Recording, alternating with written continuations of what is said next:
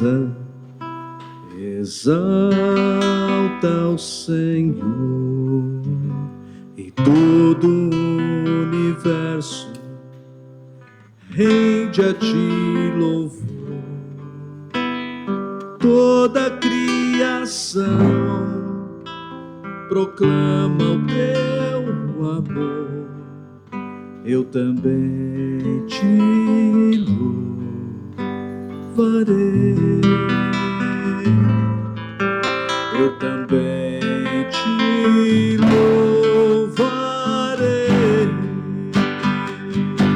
com minha vida, com minha voz, com os meus dons e os meus talentos também, com o meu tempo, com os meus bens, com o meu corpo eu te louvarei também, com meu olhar, com minhas mãos, com os meus gestos e os meus passos também, com meu ouvir, com meu sentir, com meu beber e meu comer, te louvarei, com meu beber e meu comer, te louvarei.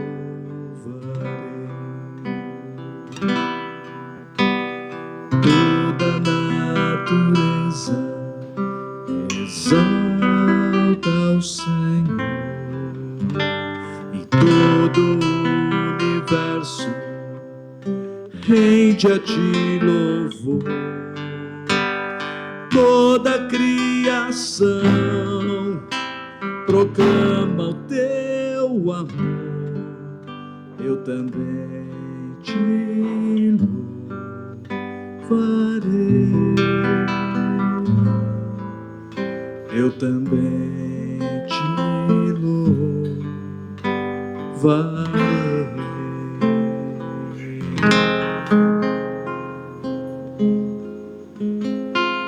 Ao único que é digno de receber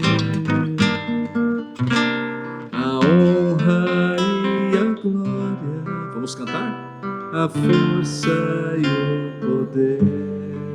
Ao Rei eterno e imortal, ao Rei eterno e imortal, invisível mas real, a Ele ministramos o louvor.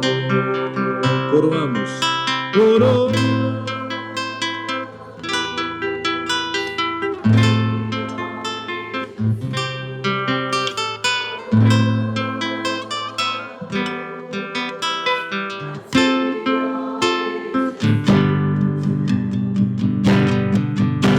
Adoramos o teu nome, nos rendemos aos teus pés, consagramos todo o nosso ser a ti. Consagramos, consagramos todo o nosso ser a ti.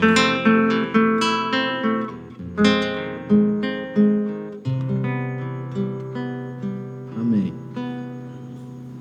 Amém? Amém.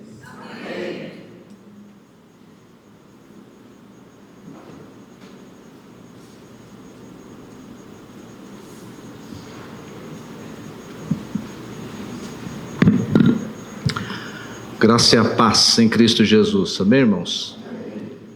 Agradeço ao pastor Ricardo pelo convite para compartilhar esse tempo com os irmãos sobre o tema adoração. E geralmente quando nós pensamos em adoração, vem algumas imagens à nossa mente, associadas principalmente ao culto. o levantar das mãos, dobrar os joelhos, cânticos de louvor.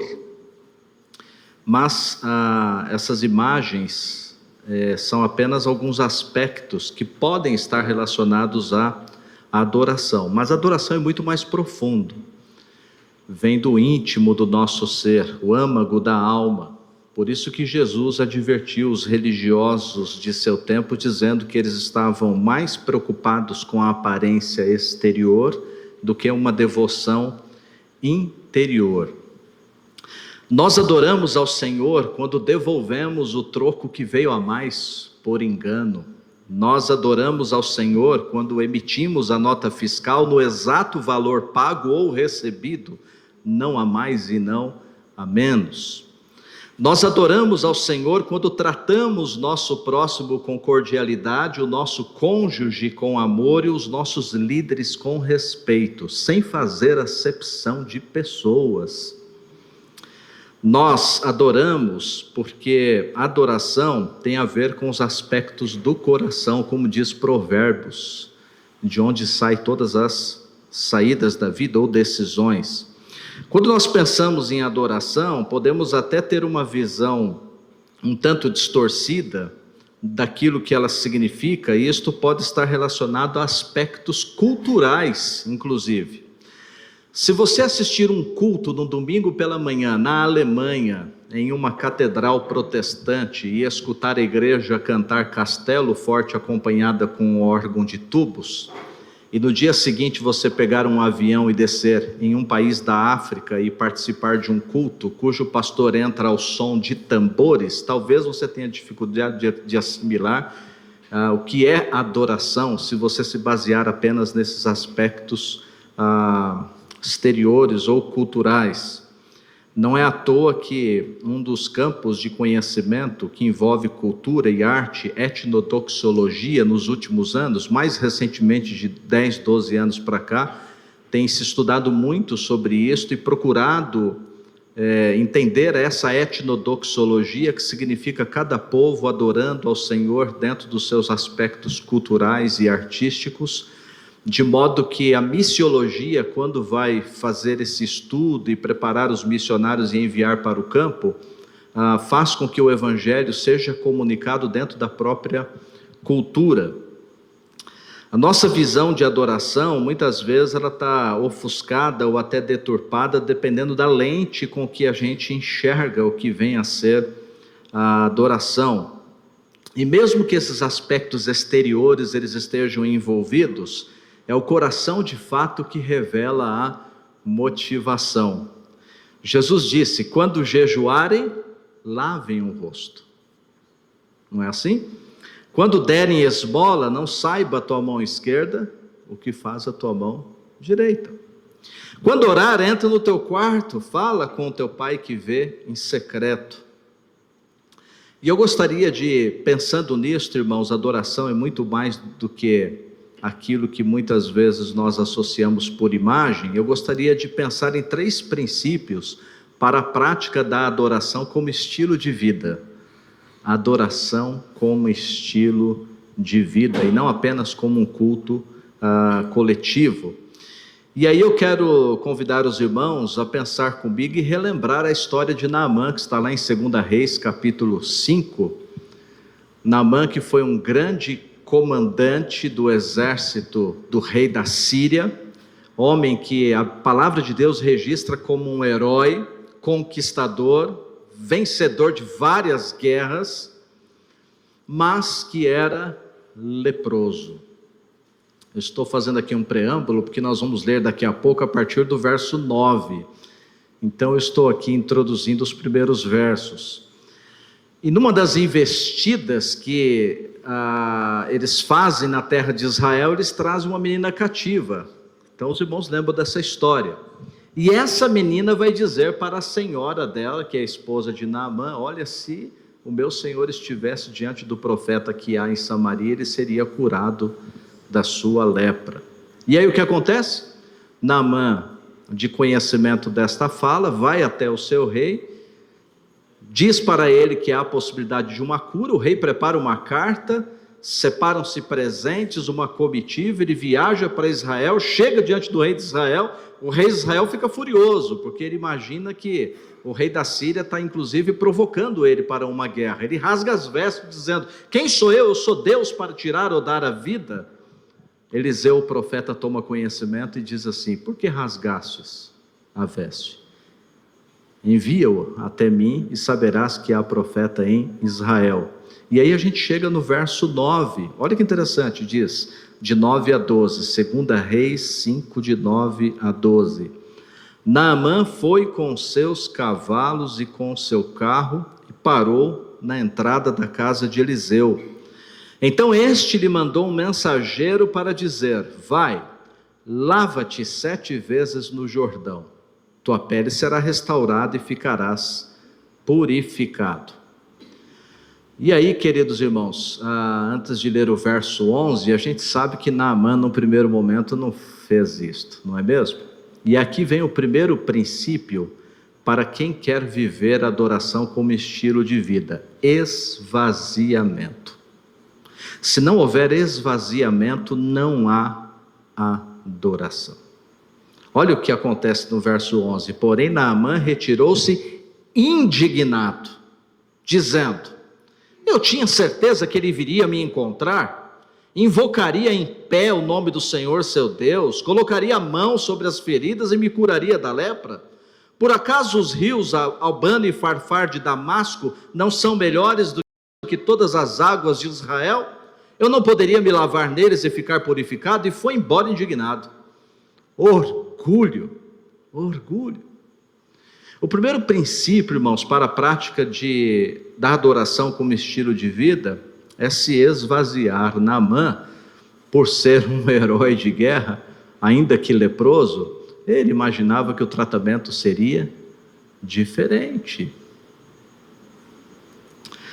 Jesus contou certa vez que 2 homens subiram ao templo para orar, está registrado em Lucas. O fariseu de pé orava consigo mesmo: ó Deus, graças te dou, porque não sou como os outros homens, ladrões, injustos, adúlteros, nem mesmo como este publicano. Jejuo 2 vezes por semana e dou o dízimo de tudo quanto ganho.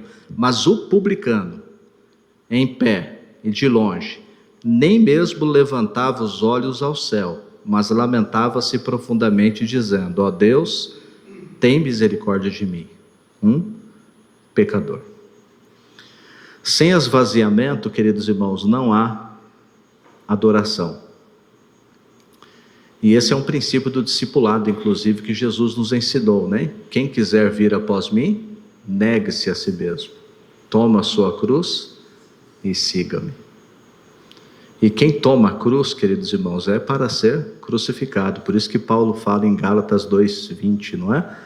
Estou crucificado com Cristo, logo já não sou eu quem vivo, Cristo vive em mim. Não há adoração se não houver esvaziamento. Há um grande evangelista que ele dizia que nós deveríamos ser como um copo furado. À medida que vai sendo cheio, se esvazia por baixo, de modo que a gente nunca vai imaginar que está totalmente completo, que precisa sempre estar sendo renovado, esvaziar-se para ser cheio. O segundo princípio para uma prática de adoração como estilo de vida está a partir do verso 13, olha que interessante. Porém seus servos foram até ele e lhe disseram: meu pai, se o profeta tivesse te mandado fazer algo difícil, não terias feito? Quanto mais se ele apenas diz: lava-te e ficarás purificado. Como é bom ter gente assim perto da gente, né? Para fazer a gente pensar melhor, não é mesmo? Pensar melhor. Eu lembro que eu participei de um acampamento muitos anos atrás de jovens no Rio Grande do Sul, e houve lá um desentendimento no momento de lazer.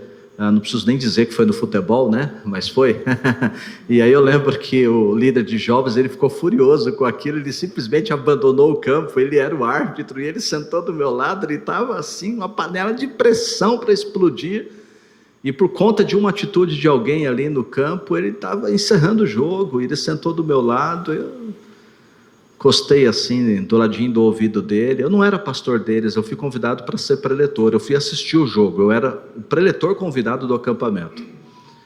Aí eu cochichei no ouvido dele assim: os outros jogadores e atletas não tem nada a ver com essa ofensa que você recebeu, e eles vão ser muito prejudicados se você encerrar o jogo. Aí ele deu uma respirada, levantou, apitou, trouxe a bola de volta e o jogo continuou. Como é bom ter conselheiros perto da gente para nos estimular a obedecer a palavra de Deus, a fazer o que é correto. Foi exatamente o que os servos de Naamã fizeram. Olha, se o profeta tivesse pedido a você algo muito mais difícil, ele só falou para você se lavar. Verso 14, então ele desceu, mergulhou no Jordão 7 vezes, conforme a palavra do homem de Deus, e a sua pele tornou-se como a pele de um menino, e ficou purificado. Que bênção, né, irmãos? Já pensou que coisa linda isto? Poder perceber assim essa transformação imediata pelo poder de Deus. O segundo princípio para a prática da adoração como estilo de vida é a obediência.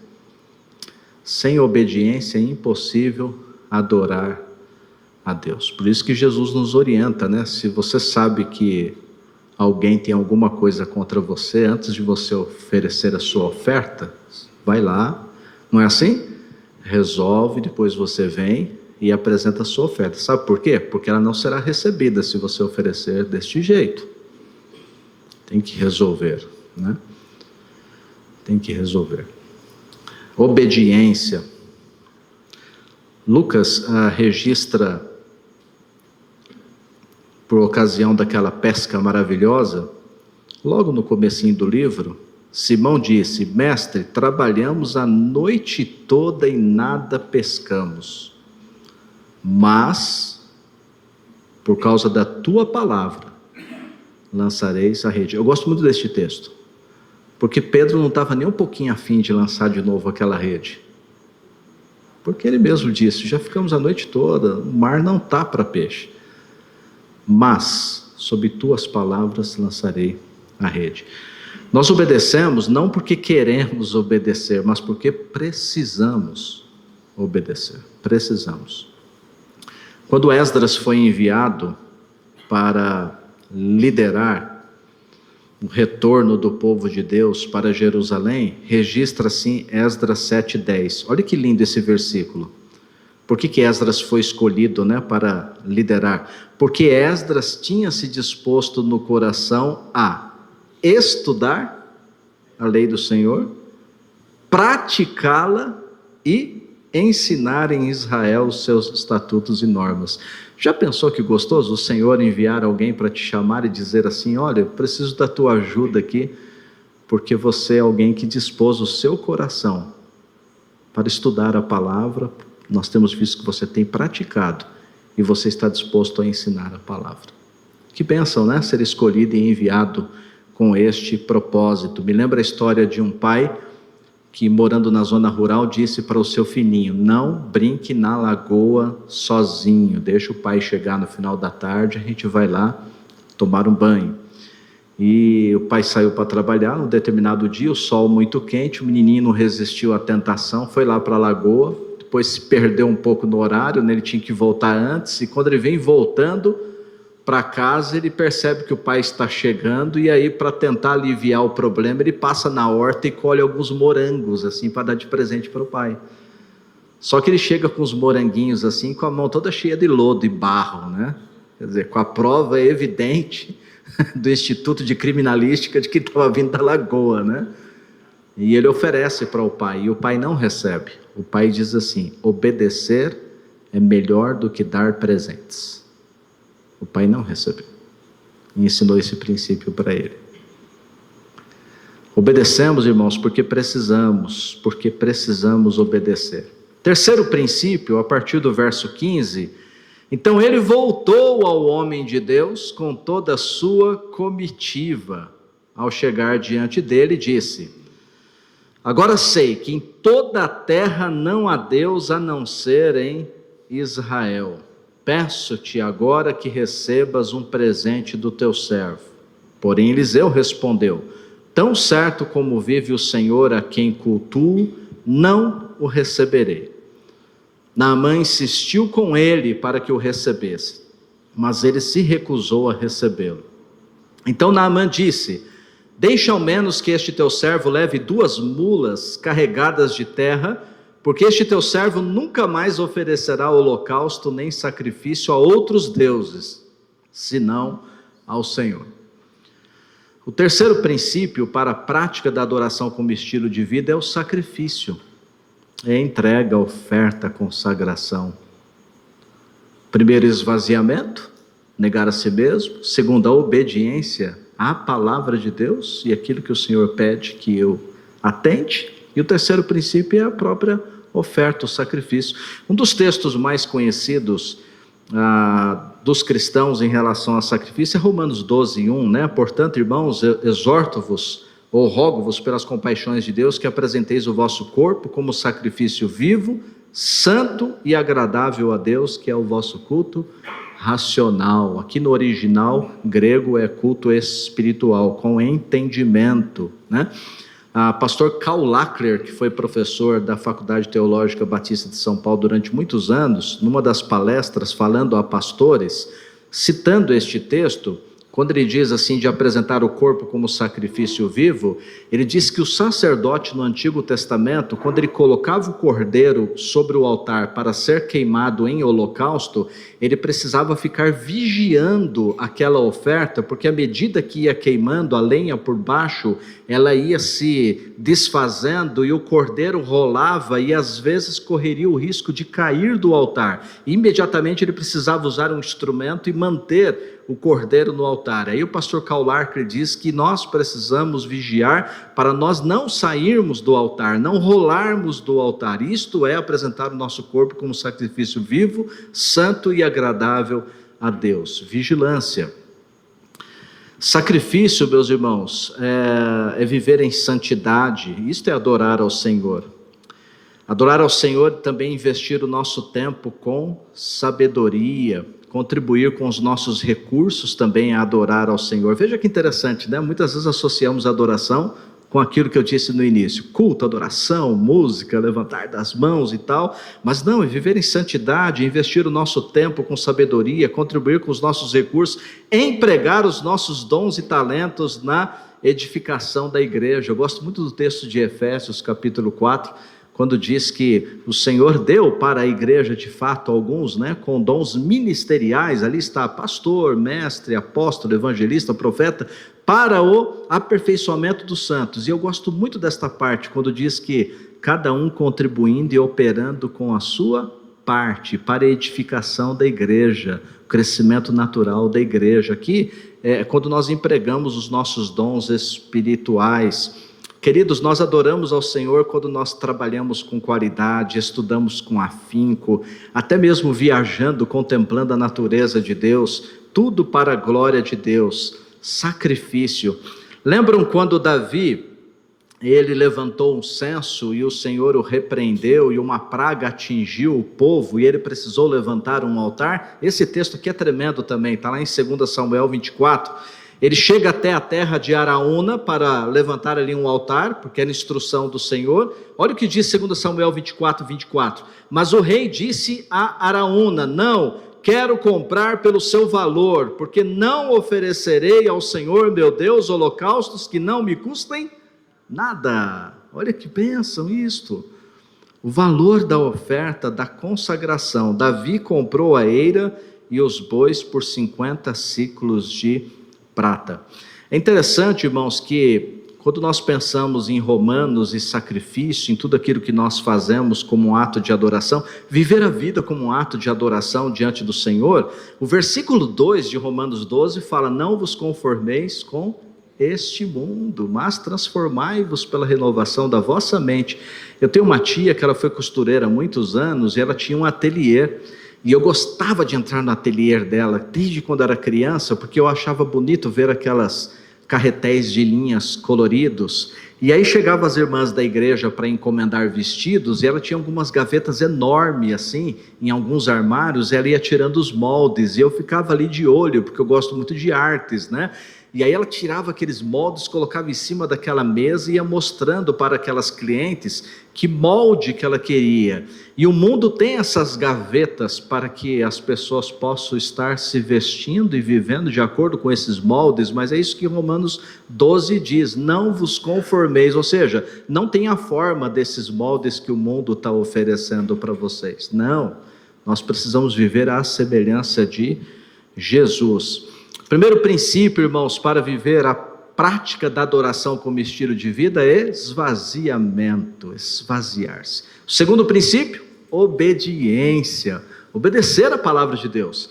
Terceiro princípio, sacrifício, entrega, consagração, oferta. Fazer de tudo aquilo que nós estamos relacionados no dia a dia como um ato de adoração a Deus, até mesmo beber um copo d'água. Eu me lembro do meu pai, acometido de doença de Chagas, descobriu com 44 anos de idade, faleceu com 46. Mas poucos dias do falecimento dele, eu lembro que chegando de um procedimento médico em casa, eu tinha 15 anos de idade, ele encheu um copo de água, e ele bebeu aquele copo de água na cozinha, e ele olhou para mim assim, e disse: que delícia! Eu nunca tinha visto alguém elogiar tanto um copo de água como meu pai elogiou. Por quê? Meu pai sabia que ele tinha dias contados, porque o médico disse para ele que a única solução seria o transplante de coração, e ele não aceitou fazer o transplante do coração, ele mesmo não quis fazer. Então, tudo aquilo que ele tocava, tudo aquilo que ele olhava, tudo aquilo que ele comia, ele elogiava. E esse copo d'água marcou muito a minha vida. Sabe, irmãos, que quando eu olho para a história de Naamã, eu vejo assim que ele, ao pedir aquelas 2 cargas de mulas de terra, porque ele não queria oferecer mais sacrifício para outros deuses, porque agora ele é um adorador de fato, ele se esvaziou, ele obedeceu e agora ele quer sacrificar para Deus. Ele leva esse monte. Eu já preguei sobre esse texto uma vez, falando que às vezes a gente sobe no monte para adorar, né? Que às vezes é o momento do templo, do culto, mas desceu dali. Tem até uma canção cristã muito antiga de um grupo que falava que na segunda-feira é diferente, né? Deixou de ser cristão, não pode, né? Então Naamã, quando ele pede essa carga de terra, mas ao mesmo tempo ele demonstra temor. Olha o que diz o verso 18: que o Senhor perdoe isto ao teu servo, quando o meu Senhor for ao templo de Rimom, para ali adorar, e se apoiar na minha mão, e eu também tiver de me curvar no templo de Rimom, quando assim me curvar no templo de Rimom, que o Senhor perdoe isso ao teu servo. Eliseu lhe disse: vai em paz. Naamã demonstrou já ali uma conversão tão genuína, irmãos, que ele imediatamente pensou assim: eu não posso mais entrar no templo pagão, só que eu sou um oficial, eu tenho que acompanhar o meu rei. E agora? E ele pede perdão. Olha que interessante, temor do Senhor. Não é só quando eu estou no Monte Santo, ou no templo, ou no culto, é fora do templo. Consciência cristã, temor do Senhor. O que me chama mais atenção, irmãos, na história de Naamã, eu confesso para os irmãos que não é a cura de Naamã. Sabe o que me chama mais atenção? É a moça cativa. O que leva uma menina arrancada da sua terra, do seu povo, escrava, desejar a cura do seu opressor? O que me chama mais atenção é essa menina cativa. Poderia-se fazer algumas especulações, né? Talvez ela queria ganhar algum pontinho com o patrão, ou talvez ela, enfim, era bem tratada e resolveu recompensar, enfim. Muitas especulações podem ser feitas. Mas a gente pode ir para José do Egito. O que faz com que José, na masmorra, sofrendo, olhasse para o copeiro e o padeiro e tivesse compaixão deles? E dissesse: conta para mim o sonho que eu vou revelar para vocês. O sonho pertence a Deus. Compaixão na masmorra. Ou Daniel na Babilônia, que quando soube que todos os sábios seriam mortos porque não foi revelado o sonho do rei, ele pede um tempo para interceder, pede para os seus amigos orarem também, porque ele não queria que aqueles videntes morressem. Compaixão na escravidão. Essa menina, irmãos, levada cativa, ela demonstrou compaixão. É o que diz o verso 2. Numa das suas investidas militares, os sírios haviam levado cativo uma menina da terra de Israel, que passou a servir a mulher de Naamã. Ela disse à sua senhora: quem me dera o meu senhor procurasse o profeta que está em Samaria, ele o curaria da sua lepra. Essa menina é uma menina adoradora, porque ela testemunhou do poder de Deus em terra estranha. Isso se chama, irmãos, renúncia. Renúncia. Então, quando nós nos esvaziamos, obedecemos ao Senhor e sacrificamos com o nosso tempo, recursos, talentos, vida, oferecendo ao Senhor holocaustos que custem, né? Dedicação, nós também aprendemos a renunciar à nossa própria vontade para fazer a vontade de Deus. Amém? Adoração como estilo de vida é muito mais do que erguer as mãos e cantar louvores. Adoração como estilo de vida é honrar ao Senhor com os nossos pensamentos, as nossas falas, as nossas ações, é esvaziar-se, obedecer e sacrificar-se ao Senhor. Eu quero concluir a minha mensagem com uma canção com o título Igrejinha, porque ela remete um pouco a essa essência da adoração.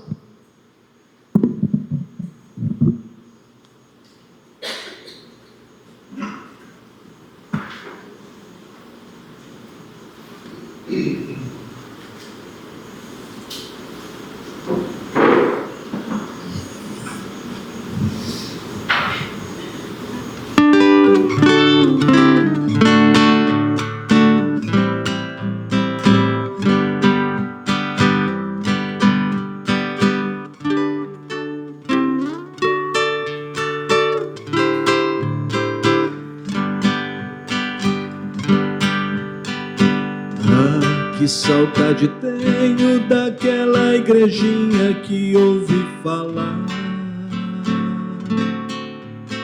Não tinha nenhum instrumento, poucos bancos para se sentar. O pastor pregava com a Bíblia em suas mãos, não tinha onde apoiar. A luz da lamparina, querosene tinha que comprar.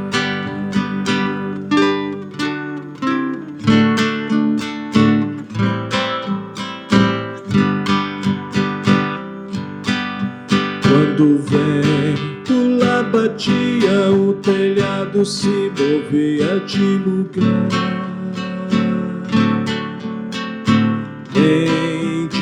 De chuva não tinha quem não ia se molhar. E que povo alegre, e que povo bom, podia não ter o conforto, mas tinha a união. E que povo alegre, e que povo bom, podia não ter o conforto, mas amor no coração.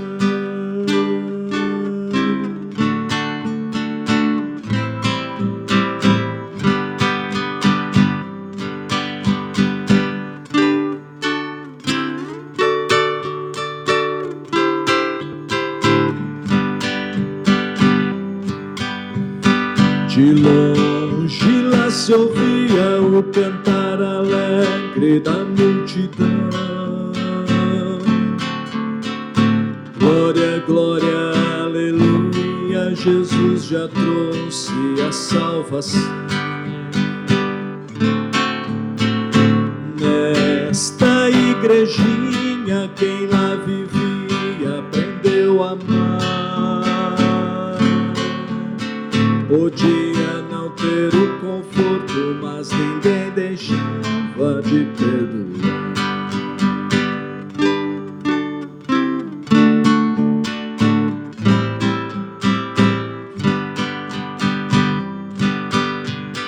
Podia lá se ver também o calor humano medo e preocupação.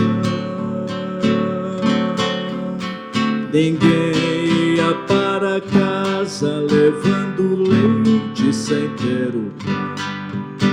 Ninguém ia para casa levando leite sem ter o pão. E que povo alegre, e que povo bom, podia não ter o conforto, mas tinha união. Pode faltar conforto, pode faltar a luz, mas não pode faltar na igreja o Senhor Jesus. Pode faltar conforto, pode faltar a luz, mas não pode faltar na igreja o Senhor Jesus.